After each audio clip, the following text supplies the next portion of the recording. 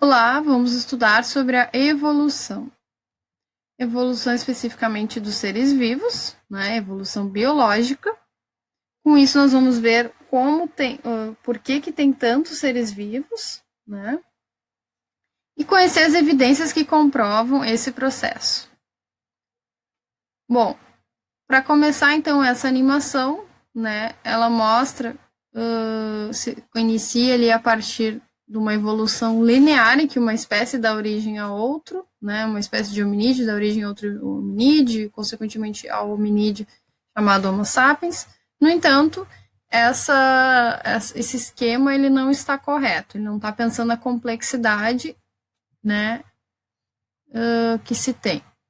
Bom, na segunda parte ali, então mostra um hominídeo ancestral, né, que nele ocorreu modificações a partir da mutação, né? Então as células foram se dividindo e acumulando erros genéticos, erros no sentido de que não era igual à célula anterior, então modificações genéticas que diferenciaram-se dependendo do ambiente em que ocupava, né, no grupo dos chimpanzés e dos demais hominídeos, que são mais proximamente relacionados com Homo sapiens. Então, a mutação é um processo, né, que faz com que as células, ao se multiplicarem ou dar origem a novas células, elas apresentem algum erro genético, né, uma diferença em relação ao material genético da célula que deu a sua origem. Se essa modificação passa a dar uma nova função àquele ser vivo de alimentação, ou de, enfim, de escapar de um predador, ou de mudar o seu sistema nervoso para entender um pouco como ocorrem as coisas no planeta, enfim, no seu ambiente. E essa diferença, ela torna aquele ser vivo sobrevivente em um determinado ambiente, ou seja, esse ser vivo é selecionado pela natureza para sobreviver melhor naquele ambiente em relação a outro que não tem aquela função diferente. Esse ser vivo ele vai conseguir, né, se alimentar corretamente, enfim, estar saudável e produzir novos indivíduos, novos seres vivos. Já aquele outro que não tem aquela função diferente, porque não ocorreu mutação nele, ou seja, ele não ficará adaptado mais àquele ambiente, ele vai ser extinto com o tempo. Claro que isso leva vários milhares de anos, né? Bom, e então esses processos de mutação e depois de seleção natural são aqueles em que a evolução é baseada. E isso faz com que haja uma diversidade de seres vivos, né? Esse erro genético inicial e a seleção daquele ser adaptado que teve esse erro, ele vai ocupar um novo ambiente. Depois, esse mesmo ser vivo, se ocorrer mutações nele, enfim, ele tiver inserido em um outro ambiente em que essa mutação é interessante, ele vai dar origem a uma nova espécie. Então, já vamos ter duas espécies, né, em relação àquela ancestral que foi extinta naquele ambiente anterior, dando origem a uma nova que naquele ambiente deu certo, e no próximo ambiente vai ter uma outra espécie, né, que foi originada pela anterior e que foi bem sucedida nesse novo ambiente. Com isso, nós vamos ter uma diversidade de hominídeos, né, uma especializada, enfim, em cada ambiente. Claro que com o tempo esses ambientes diferentes, eles também vão se modificando. E se essa espécie não tiver mutações no seu DNA, ela vai acabar sendo extinta. E aí a gente acaba chegando, né, no momento atual em que só um desses hominídeos, originados ali na separação dos chimpanzés, que conseguiram sobreviver, né? E aí nós, Homo sapiens, como a gente desenvolveu bastante o cérebro, né, a partir dessas mutações, enfim, e a gente foi selecionado, a gente conseguiu desenvolver diversas ferramentas também para ocupar o ambiente, né, de vários ambientes que a gente tem no nosso planeta atualmente, enfim, que a gente tenha desenvolvido ferramentas, né, e formas de se proteger, né, das catástrofes ou mudanças, enfim. Bom, sobre as evidências, né? A gente vai falar na sequência quais provas que comprovariam, né, que a gente utiliza para entender como essa evolução ela vai ocorrendo ao longo, né, da formação do nosso planeta. Então, nessa animação aqui nós temos a origem dos grupos vertebrados, né, em que uma célula foi se dividindo, se multiplicando, até surgir a estrutura chamada notocorda, que dá origem à coluna vertebral. E surgindo, então, o grupo dos vertebrados, né? Conforme foram acumulando diferenças e ocupando ambientes novos, foram selecionados e surgindo todos os vertebrados que a gente conhece hoje. Além daqueles ancestrais que a gente pode encontrar na forma de fósseis, né? Vamos falar mais adiante. Bom, aqui um esquema, se a gente fosse contar esses milhares de anos de existência do nosso planeta em um relógio de 24 horas, a gente veria, né, por volta das 4 horas da tarde se originou os seres vivos mais simples. Depois, lá pelas 2 horas da tarde, as algas unicelulares, né, seres vivos bastante simples que produzem fotossíntese, aliás, produzem oxigênio a partir da fotossíntese, assim como as plantas. E mais adiante, às 18 horas, vai ocorrer a reprodução sexuada, ou seja, aquela reprodução que os seres vivos trocam material genético, e isso facilita a produção de diferenças no material genético. E aí nós vamos ter uma explosão de seres vivos, né? Porque vai se acumulando essas diferenças, mais a mutação, que é um erro genético, né, na hora de dividir as células, então surge mais grupos ainda, facilita isso. E aí nós vamos ver que a nossa espécie surgiu quase no final desse relógio aí, né, às 11 horas, 59 minutos e 43 segundos. Então, nossa espécie é bastante nova em relação aos outros grupos de seres vivos. Bom, então o registro fóssil, né, são restos ou vestígios, né, marcas de seres vivos que viveram em um passado distante e de algum modo ficaram preservados em diferentes materiais. Então, as rochas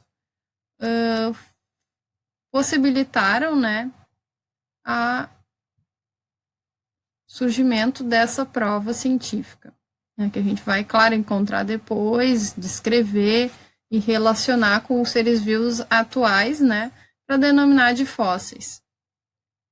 Então, as principais rochas que a gente pode encontrar esses seres vivos são as sedimentares, então que ocorreu um acúmulo de minerais que preservou aqueles restos daqueles seres vivos ou marcas dele.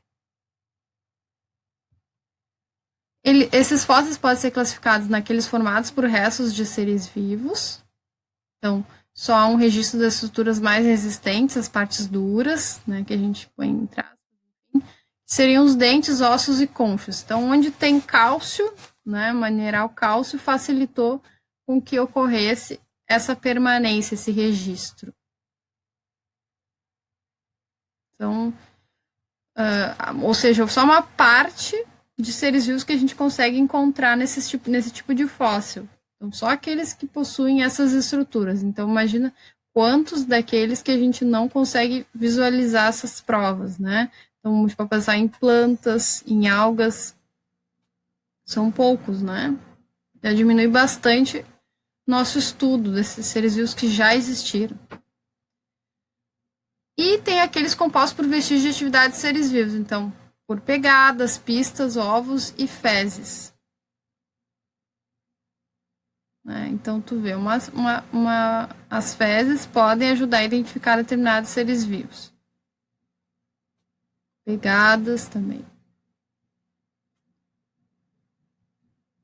Bom, esses materiais eles apoiam a elaboração da hipótese sobre como eram os seres vivos que habitavam o planeta antigamente e que agora estão extintos, né? E estão camadas abaixo daquilo que onde a gente construiu as nossas cidades.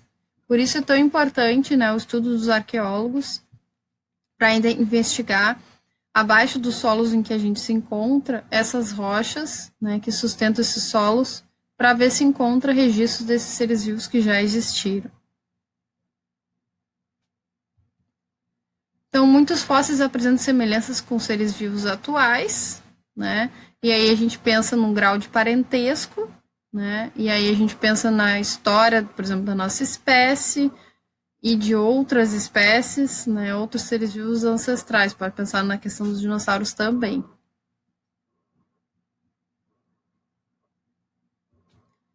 Bom, sobre semelhanças anatômicas, então, os órgãos homólogos. É uma outra prova, né, que a gente pode pensar na relação entre parentesco, né, entre esses seres vivos que já existiram com os atuais. Então, os órgãos homólogos são estruturas anatomicamente, né, do corpo semelhantes, mas têm funções diferentes. Então, a gente pode pensar que os ossos, entre o braço do homem, pata da dianteira do cavalo, da asa do morcego, na nadadeira da baleia. Então, os ossos basicamente são os mesmos.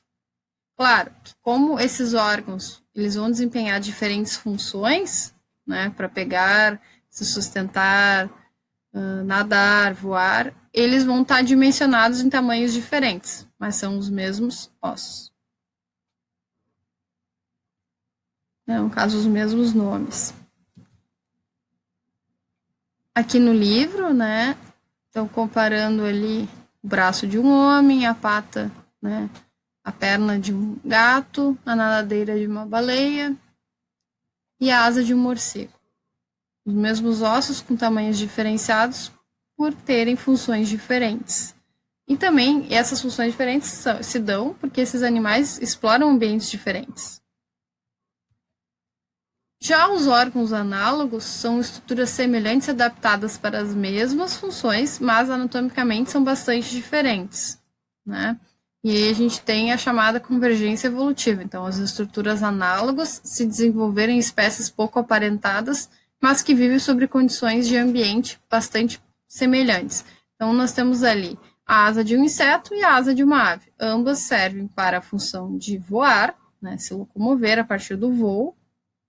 No entanto, as estruturas que dão origem a cada uma dessas asas é diferente. Inclusive, das aves tem ossos que nos insetos não teria. Uhum. Então, animais diferentes com funções iguais, né? Isso é bem uma prova bem interessante para pensar a relação dos seres vivos, né? Então, para aquele ambiente é necessário que aquele animal tenha uma determinada estrutura, né, para poder promover o seu deslocamento.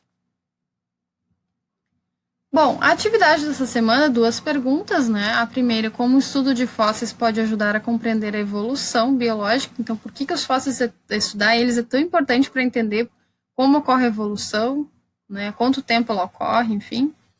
E a dois, os vertebrados aquáticos, como o tubarão, o golfinho e o pinguim, apresentam o corpo com formato hidrodinâmico. Então, esses três tipos de animais, eles podem se locomover pela água, né? Essa característica é considerada uma analogia, né? Ou seja, aquela em que tem uma mesma função, no entanto, a estrutura do corpo é diferente, ou uma homologia, em que a estrutura do corpo é semelhante, mas a função é diferente. Então, vocês vão comparar entre esses três e dizer se é uma analogia ou homologia. Tá? Pensando na característica de cada um desses processos, né? Desse conceito que a gente viu anteriormente. Então tá, encerramos por aqui. Dúvidas, entre em contato. Um abraço e até mais.